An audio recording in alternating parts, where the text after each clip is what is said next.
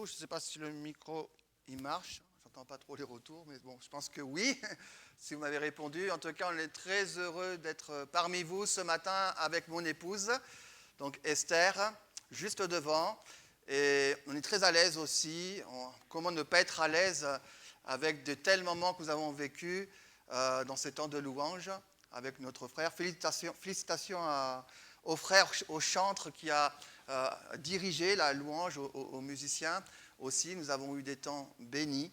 Et ce que nous avons besoin tous, c'est de la présence de Dieu. Et c'est important, quand nous venons dans l'Église, eh bien, de rechercher cette présence. Parce que nous avons besoin, non pas de regarder aux choses de ce monde, aux soucis de ce monde, nous sommes face à ces réalités, mais ce que nous voulons, c'est nous fortifier dans le Seigneur. Comment se fortifier dans le Seigneur? Eh bien, en nous réfugiant dans sa présence, en se retrouvant les uns et les autres dans ce lieu, l'Église, pour pouvoir chercher sa face, pour pouvoir l'adorer, pour pouvoir le célébrer et proclamer qu'il est celui qui peut tout dans nos vies. Il va nous aider chaque jour et nous voulons vivre l'Église avec authenticité. Amen. On ne veut pas faire semblant, on veut marcher dans la vérité, on veut plaire au Seigneur, on veut rechercher à lui être agréable. Mais nous réalisons aussi que nous avons tous du chemin avec lui. Certainement qu'il y a au milieu de nous des personnes qui ont des années de conversion, et d'autres qui sont peut-être tout nouveaux. Et ce que nous voulons, c'est réaliser que l'Église, eh bien, c'est cette réalité de personnes qui sont différentes les unes des autres, qui viennent d'un horizon différent et qui pourtant ont vécu une marche différente, mais qui ont le même Seigneur. Et ce que j'ai sur mon cœur ce matin, c'est de dire qu'il y a ceux qui marchent avec force, avec le Seigneur, mais dans l'Église, il y a aussi ceux qui marchent avec parfois un pas hésitant, parfois avec des difficultés. C'est pour ça que je disais, il faut être authentique dans la vie chrétienne. Il ne faut pas se voiler la face, il ne faut pas croire qu'on est quelqu'un sans réellement le démontrer par notre vie. Il arrive parfois que nous passons, même quand nous sommes forts, de passer par des moments difficiles. Je ne sais pas si c'est votre cas ce matin, mais un jour ou l'autre, nous passerons par des moments difficiles, par des moments d'épreuve, par des moments qui vont parfois nous accabler, qui vont nous écraser. Mais dans tout cela, nous avons un Seigneur qui est vivant. C'est notre Seigneur Jésus et nous voulons ce matin lui rendre toute la gloire. Amen. Donc, nous vous saluons. Et nous sommes aussi, vouloir vous transmettre aussi les salutations de l'église de Vichy. Alors nous ne sommes pas loin, c'est vrai. On n'a pas toujours l'occasion de venir, on se voit en pastoral. Mais l'église de Clermont, nous la connaissons depuis longtemps, puisque moi-même, je suis originaire de l'Allier, et nous avons eu l'occasion aussi de faire des rencontres à l'époque avec les églises au niveau de la région, que ce soit des rassemblements, je ne sais pas si les anciens s'en rappellent, au niveau de Pentecôte, il y avait des rassemblements, on se retrouvait ensemble avec un prédicateur et on passait des moments dans la communion fraternelle. Et nous sommes ce matin encore dans ces moments-là, nous nous réjouissons de ce que le Seigneur veut parler au cœur. Nous croyons qu'il a une parole pour nous ce matin. Et comme je le disais, le message de ce matin, c'est de dire que le Seigneur est celui qui guérit. Il guérit, il est le même, il ne change pas. Il est capable de changer toute situation. Il est capable de délivrer celui qui est sous une emprise, celui qui est lié dans sa vie. Le Seigneur est capable de le libérer instantanément. Le Seigneur est capable de détonner même de personnes qui peut-être depuis des années se trouvaient dans une situation bloquée. Et d'un coup, d'un seul, le Seigneur agit, intervient et libère cette personne. Nous croyons à la puissance du nom de Jésus. Nous croyons à l'autorité du nom de Jésus. Alléluia!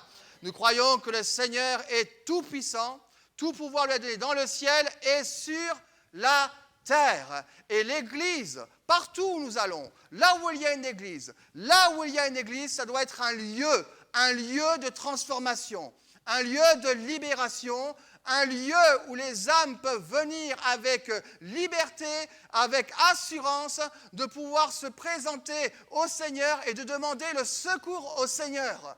Quelqu'un qui vient avec un cœur, une vie brisée, l'Église, c'est le lieu qui est bon, qui est profitable pour cette personne afin qu'elle trouve le secours auprès du Seigneur. Et j'aimerais avec vous ouvrir la parole dans 2 Samuel au chapitre 4 et au verset 1er.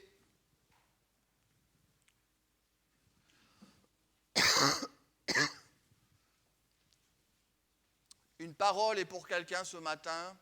Nous avons entendu aussi des prières, des dons spirituels. Et le Seigneur met sur mon cœur de vous apporter cette parole de restauration, cette parole où peut-être quelqu'un ce matin est isolé, peut-être que tu viens au milieu de tes frères et sœurs, tu écoutes de belles prières, tu écoutes de belles confessions, mais toi, ta vie, eh bien, tu sens que tu souffres. J'aimerais te dire que le Seigneur est celui qui guérit les cœurs brisés. Il va venir ce matin toucher ton cœur. Il va venir ce matin visiter ta vie. Il va venir t'apporter une parole qui va bouleverser ton être. Dans 2 Samuel, chapitre 4, verset 1er, lorsque les fils de Saül apprirent qu'Abner était mort à Hébron, ses mains restèrent sans force et tout Israël fut dans l'épouvante. Les fils de Saül avaient 2 chefs de bande, dont l'un s'appelait Baana, l'autre Récab. Ils étaient fils de Rimon et de Béhéroth, d'entre les fils de Benjamin, car Béhéroth était regardé comme faisant partie de Benjamin, et les Béhorothiens s'étaient enfuis à Githaïm, où ils ont habité jusqu'à ce jour. Jonathan, fils de Saül, avait un fils perclus des pieds, et âgé de 5 ans, lorsqu'arriva de Jizreel la nouvelle de la mort de Saül et de Jonathan, sa nourrice le prit et s'enfuit, et comme elle précipitait sa fuite, il tomba et resta boiteux.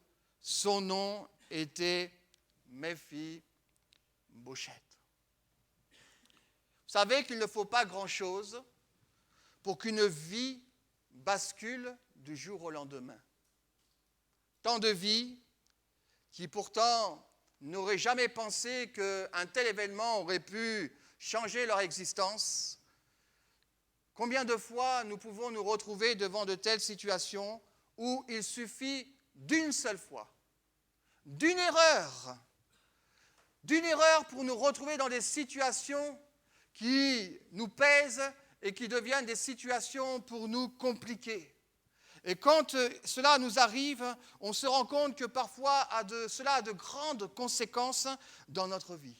Ça peut avoir des conséquences, déjà on est marqué dans notre vie, ça peut être dans notre enfance, on peut avoir vécu quelque chose de tragique dans notre enfance, et ça nous poursuit jusqu'à l'adolescence, jusqu'à l'âge adulte, on a été marqué par quelque chose. Ça peut être dans notre enfance au travers d'un drame familial. Ça peut être une situation où on a vécu quelque chose de tragique, par exemple à l'école, ou dans des fréquentations que nous avons eues, des fréquentations douteuses. Ça peut être au travail. En tous les cas, un événement suffit pour nous faire basculer et de vivre une vie de souffrance. Il y arrive des fois que nous pouvons aujourd'hui même encore s'en rappeler et de se dire « Oh, franchement, si seulement je pouvais changer cette situation ». On pourrait dire au fond de nous-mêmes que ça n'arrive qu'aux autres. Mais parfois, ça nous arrive. Et quand ça nous arrive, eh bien, cela fait que nous sommes dans une vie de désespoir. On a l'impression que la vie, c'est comme un enfer. Combien de personnes sont venues me voir et me disent « Mais ma vie, pasteur, vous ne comprenez pas, ma vie, c'est un enfer !» Et je peux comprendre de telles personnes qui viennent comme ça nous voir et nous parler de cette manière-là.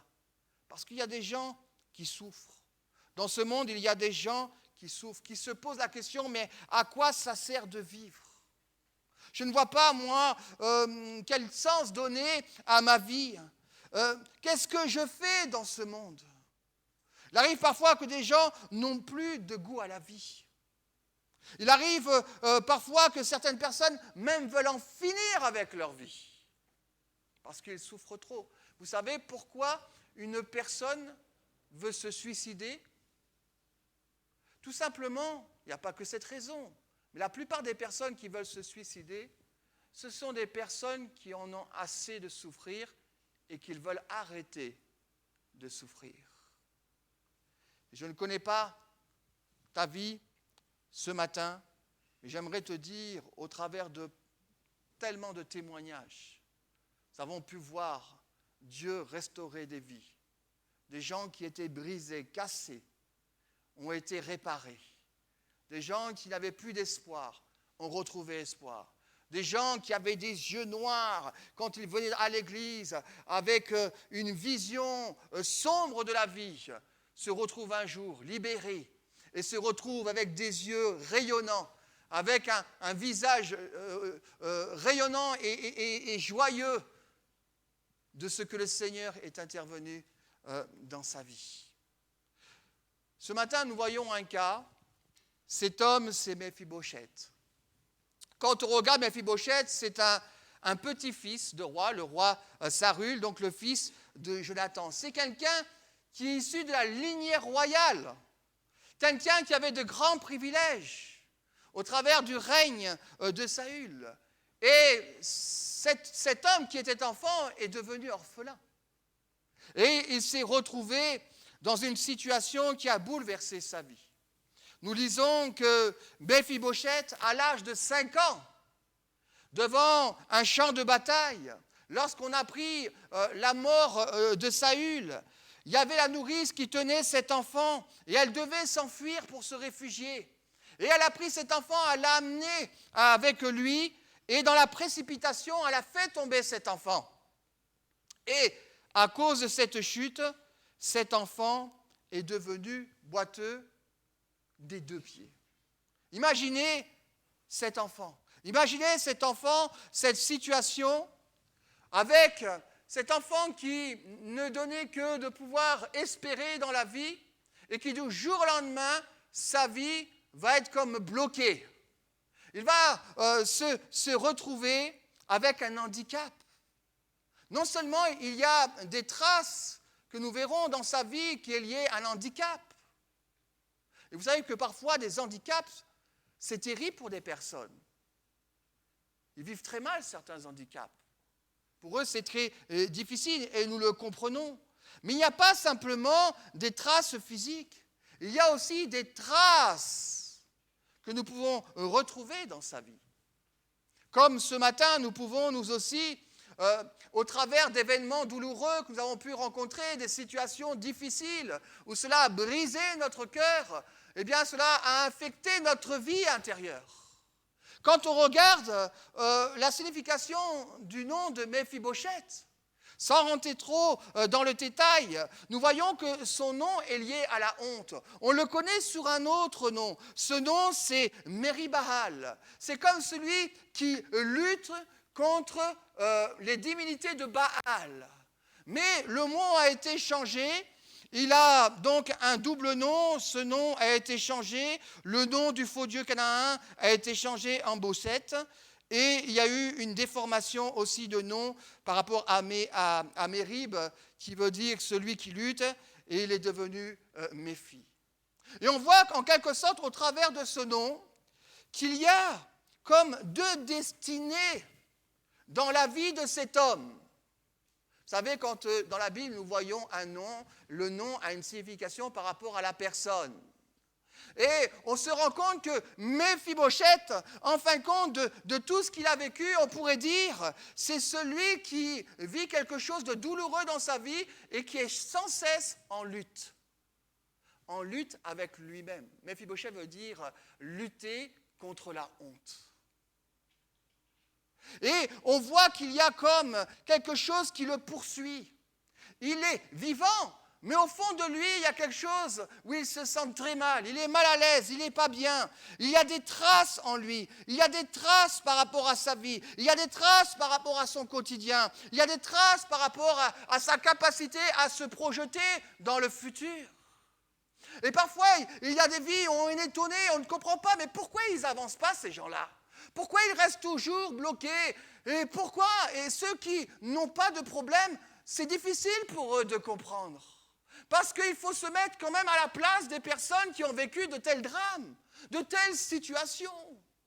Et c'est difficile de se mettre à la place de quelqu'un qui souffre. On ne peut pas dire, mais moi, je serai à sa place, je ferai comme ça, je ferai comme ça. Non, ce n'est pas possible. Il faut respecter la souffrance de chacun. Chacun a son parcours de vie.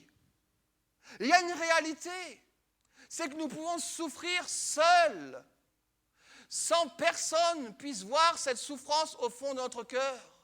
C'est pour ça, ce matin, j'aimerais dire à une personne, ne reste pas avec ta souffrance. Et ne pense pas que ta souffrance ne peut pas partir. Parce que le Seigneur Jésus est venu pour guérir les cœurs brisés. Le lieu de l'Église, c'est le lieu où Jésus appelle chaque homme et chaque femme à venir à lui tel qu'il est. Et le Seigneur est en train de faire une œuvre nouvelle dans sa vie. Oui, c'est vrai, l'Évangile, c'est de changer les cœurs. C'est que nous puissions devenir de nouvelles créatures et de dire ensemble que les choses anciennes sont passées et toutes choses sont devenues nouvelles. Mais toutes choses ne deviennent pas nouvelles du jour au lendemain. Tout est acquis en Christ, mais nous sommes appelés à réaliser en profondeur cette œuvre du Seigneur Jésus, afin de comprendre que cette vie et cette marche avec Dieu, c'est une marche qui est continuelle. Et nous sommes sans cesse en train, nous sommes devenus de nouvelles créatures, les choses anciennes sont passées, toutes choses sont en train de devenir nouvelles. C'est que nous sommes sans cesse en marche pour aller toujours plus loin dans ce que le Christ a réalisé pour nous. On ne doit jamais s'arrêter. On ne doit jamais dire, ça y est, je suis arrivé. On n'est jamais arrivé avec le Seigneur. On doit toujours aller plus loin. On doit toujours rechercher à progresser.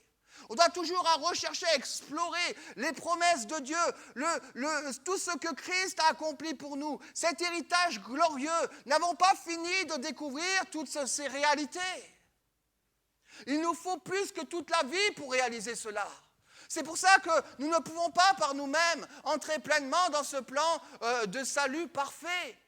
Il n'y a que Jésus qui pouvait nous faire entrer dans cette réalité. Et c'est pour ça que nous sommes sauvés par grâce.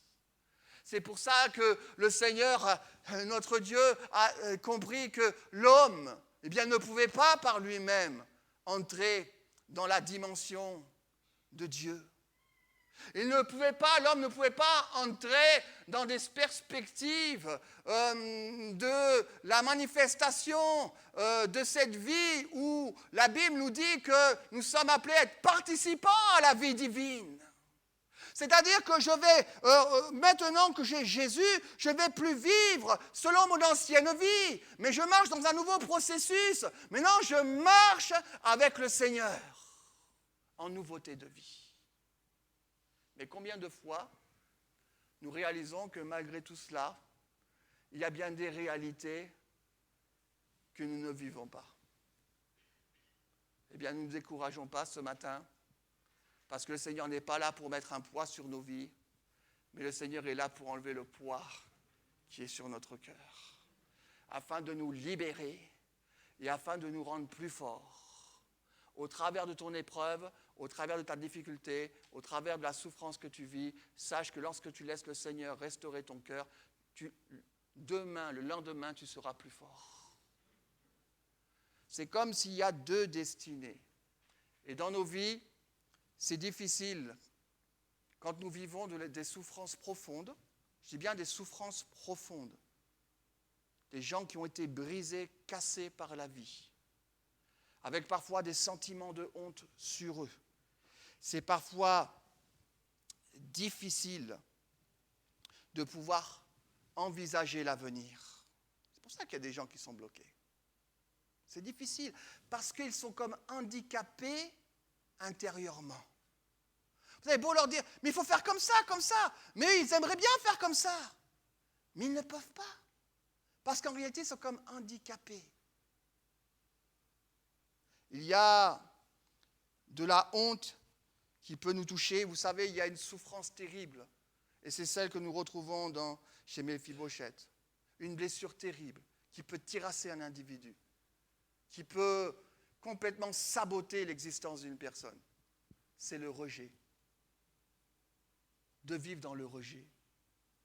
D'avoir un sentiment de rejet. Le rejet est accompagné de la honte, avec cette émotion intérieure négative. Il y a des peurs qui s'installent en nous. Les gens, parfois, vous savez que la plus grande peur, vous savez quelle est la plus grande peur pour les gens, sans qu'ils passent par la souffrance, hein? C'est la peur de parler en public. Vous voyez? Mais il y a des réalités, des gens qui vivent des peurs, mais dues à une vie qui a été brisée. Et parfois, il y a des peurs, parfois, il y a de la tristesse. On ne comprend pas. Pourquoi il est comme ça? Qu'est-ce qu'il a? Il souffre, il est malheureux. Parfois, il y a de la colère. Parfois, il y a comme un malaise intérieur. Parfois, il y a de l'agressivité. On dit, mais il est bizarre. Dès qu'on lui dit une mauvaise parole, il réagit mal. Cette personne est en train de souffrir. Et j'aimerais te dire que ce matin, que quel que soit ce que tu vis, quelle que soit ton existence, si tu as le sentiment d'avoir une vie qui est comme sabotée par des souffrances, par des blessures, comme si tu étais paralysé, comme si tu étais bloqué et tu avais de la peine à te construire, Dieu voit ton cœur. Le Seigneur voit ta vie. Il voit ce que tu es en train de vivre et il veut agir dans ton être intérieur. Lorsqu'on voit Méphibosheth, donc, il a été envoyé dans une ville qui s'appelle Lodebar. Et Lodebar veut dire pas de refuge. Donc on voit que personne qui passe par ces moments-là de souffrance, il va toujours fuir. Il y a des gens qui vont toujours avancer, il y a des gens qui vont toujours fuir. Fuir à cause de souffrance. Lodebar veut dire pas de pâturage. Et vous savez que le pâturage, c'est un lieu paisible. C'est un lieu paisible. Il y a le psaume 23, verset 2, « Il me fait reposer dans de verts pâturages ». Donc, c'est un lieu où on sent la satisfaction, où on sent que là où on se sent bien, on est heureux. Mais la réalité, là où il n'y a pas de pâturage, c'est quelqu'un qui ne trouve pas d'endroit où il se sent bien. Vous avez beau aller dans une ville, vous avez beau déménager, vous ne vous sentez pas bien. Vous avez beau aller vouloir faire des projets, même quand vous réussissez vos projets, au fond de vous, vous ne vous sentez pas bien. Il y a des réalités comme ça. Et pas de satisfaction, pas de bonheur intérieur. Pourquoi ? Parce qu'il y a des traces de blessures dans son âme. Il souffre. Les années ont passé. Je ne sais pas combien d'années tu peux vivre cette souffrance dans ton cœur, en silence. Mais j'aimerais te dire, comme Méphibosheth, des années ont passé. Mais lorsque David a repris le règne, il s'est souvenu de la famille de Saül. Il s'est souvenu qu'il y avait des personnes encore vivantes. Et il va poser la question dans 2 Samuel, chapitre 9, et au verset 1er, David dira ceci, « Reste-t-il encore quelqu'un de la maison de Saül pour que je lui fasse du bien à cause de Jonathan ?» Voyons la fidélité de David à l'égard de Jonathan, mais aussi le respect à l'égard du règne de Saül. J'aimerais te dire ce matin que le Seigneur Jésus voit ton cœur et il ne t'a pas oublié. Et toi, tu peux dire, mais ça fait des années. Le Seigneur voit ton cœur, voit ta souffrance. Il ne t'a pas oublié. Il veut te faire du bien ce matin. Et quand David à donc interpeller le serviteur. Il va dire, mais qui c'est? Et puis, il est dit ceci que, eh bien, on lui a dit que c'était Méphibosheth. David dit, bon, allez me le chercher. Et il est dit ceci au chapitre 9 et au verset 7, ne crains point, n'aie pas peur, car je veux te faire du bien à cause de Jonathan ton père. Je te rendrai toutes les terres de Saül ton père, et tu mangeras toujours à ma table. Il se prosterna, il dit ceci, verset 8, et dit, qu'est-ce ton serviteur pour que tu me regardes, un chien mort tel que moi? Vous imaginez la peine de cette personne. Il s'identifie à un chien mort. Et quand on voit dans l'Écriture un chien mort, c'est quelque chose de plus, le plus méprisable. C'est quelqu'un qui comme n'est rien. Vous voyez tout ce que cela peut faire dans une vie d'une personne qui a un cœur brisé, quelqu'un qui vit parfois dans le rejet, où le poids de cette souffrance est présent. Qui est donc ton serviteur pour que tu regardes un chien mort tel que moi? On voit que ça touche son identité propre. On voit qu'il a une mauvaise image de lui-même. Vous comprenez pourquoi ces personnes-là ont du mal à exprimer? Ils ont du mal à se construire parce qu'ils ont le sentiment qu'ils ne méritent pas, ils ne sont pas assez bien, ils se dévalorisent facilement par rapport aux autres. Et ils se sous-estiment, ils manquent de confiance. Ils pensent que c'est les autres qui méritent plus qu'eux. Tout cela est le fruit de cette souffrance dans la vie de cette personne. Il y a le sentiment d'impuissance, il y a le complexe d'infériorité, il y a toujours ce sentiment aussi d'avoir peur du regard des autres. C'est terrible, et pourtant c'est une réalité. Et puis on a du mal à avoir une bonne image de Dieu. Une bonne image de Dieu, de penser que Dieu a le meilleur pour nous. Parce que c'est vrai, Dieu a le meilleur pour nous. Et on l'entend. Mais quand on l'entend, ça ne résonne pas pareil à l'intérieur. Parce qu'à l'intérieur de nous, on se pose des questions. Mais est-ce vraiment vrai? Est-ce que vraiment il peut faire cela? Oh non, moi je ne mérite pas. Oh non, moi je ne suis pas capable. Dieu a dit au travers du prophète Jérémie, chapitre 29, verset 11, « Car je connais les projets que j'ai formés pour toi. » Avant même que tu sois né, je te connaissais. Ce qui est beau avec Dieu, c'est que Dieu nous connaît parfaitement. Moi, j'aime ce Dieu-là, qui me connaît parfaitement. Il sait ce que je peux faire dans cette vie. Alléluia! Nous regardons toujours avec notre passé. Mais le Seigneur, lui, ne regarde pas qu'à notre passé. Il regarde déjà ce qu'il peut faire au travers de son œuvre dans ma vie pour le futur. Mais souvent, nous sommes bloqués dans le présent à cause du passé. Et nous ne pouvons pas envisager un futur avec assurance sans qu'il y ait une intervention de Dieu dans notre cœur par rapport à notre vie passée. Il faut que le Seigneur passe dans notre vie passée. Le salut, c'est un salut qui se conjugue au passé, au présent et au futur. Quand Jésus est venu, quand il est venu sur la terre des hommes pour venir nous sauver, dans le mot salut, il y a tout ce dont nous avons besoin. Et tout est fait en Christ.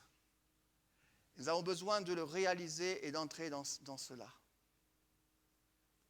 Parce que nous regardons aujourd'hui à ce que nous sommes, mais Jésus regarde à comment il nous voit dans le futur.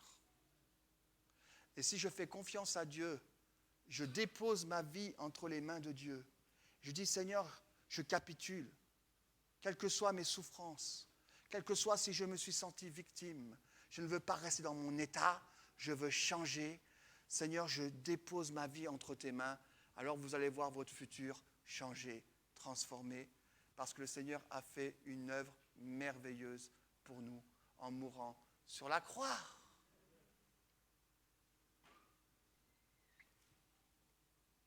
La crainte, la peur, la rébellion, parfois la dépression. Non, je connais les projets que j'ai formés sur vous, dit l'Éternel, projets de paix et non de malheur, afin de vous donner un avenir et de l'espérance.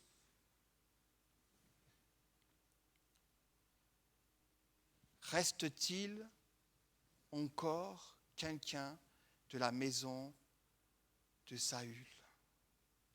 Jésus a tout porté à la croix.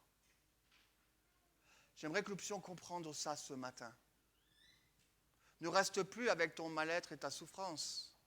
Ne reste plus avec ton cœur brisé, parce que Jésus est mort sur la croix pour que tu sois libéré de cela. Si tu veux entrer dans les projets de Dieu, ce que Dieu a prévu pour toi, il faut que ça passe par une guérison intérieure. Et cette guérison intérieure, tu l'as au travers de l'œuvre de Jésus. Lorsqu'il est mort à la croix, la Bible dit, ce sont nos souffrances qu'il a portées, c'est de nos douleurs qu'il s'est chargé. Amen. Il a été blessé pour nos péchés, brisé pour nos iniquités. Le châtiment qui donne la paix est tombé sur lui, et c'est par ses meurtrissures que nous sommes guéris. Amen. De la même manière que David est venu à la rencontre de Méphibosheth, de la même manière, le Seigneur vient à notre rencontre pour parler à notre cœur et nous dire que tu ne dois plus rester avec ta honte. Regarde mon amour est plus puissant que ta honte. Mon amour est tellement puissant qu'il va t'amener à changer ton existence. Il va balayer les craintes dans ton cœur. Il va te redonner de la dignité, celle que tu as perdue. La honte qui était sur toi, le Seigneur va l'enlever. Il va mettre de la dignité sur ta vie. Il va te donner de récupérer les temps perdus. Ou de ceux que tu pensais qui n'étaient pas réalisables. Le Seigneur est capable de le faire et de rattraper le temps perdu. Gloire à Dieu.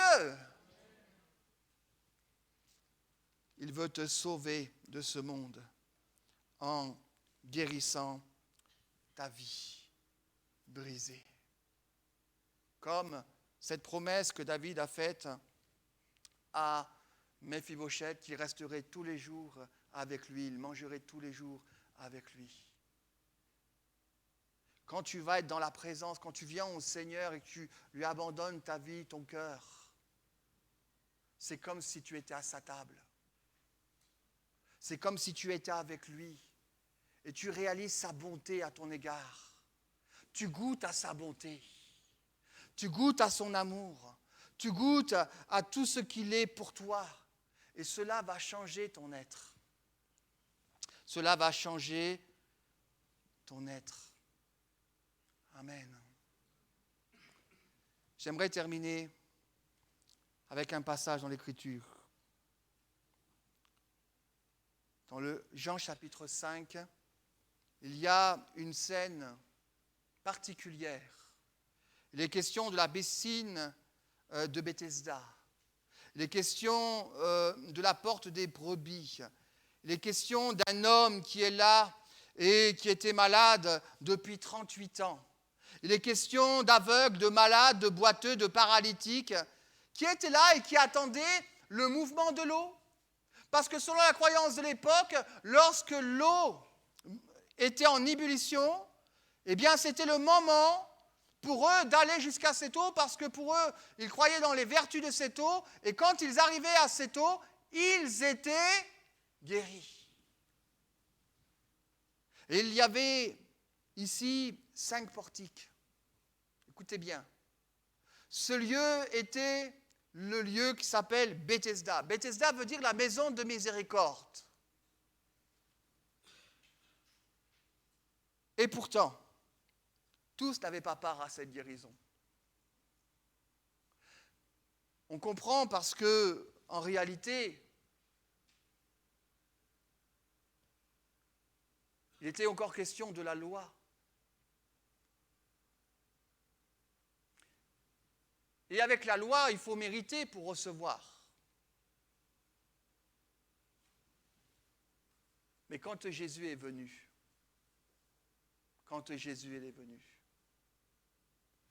tout était préparé, mais il ne manquait que Jésus. Quand je vois ces 5 portiques, je vois ce lieu comme étant le lieu de l'Église. Le lieu de la miséricorde de Dieu.